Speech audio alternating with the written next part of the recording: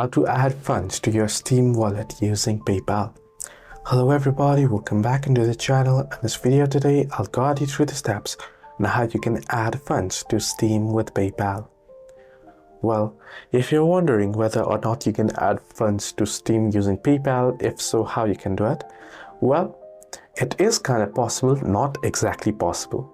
Now, if you're wondering what I'm saying, then to add your funds to your Steam wallet using PayPal, what you can do is you can head over to your Steam shop, right? Then there you can go ahead and choose the particular product that you would like to purchase, game or such, and then you can go ahead and open up the purchase piece and proceed to checkout. Now, once on the checkout, what you want to do is you want to select the PayPal as your payment method. So you can pay using PayPal on Steam, but you want to be able to add funds directly to your Steam using PayPal. So hope this video was helpful. Do like and subscribe, and also do not forget to leave the comments down below if you have any further issues as well.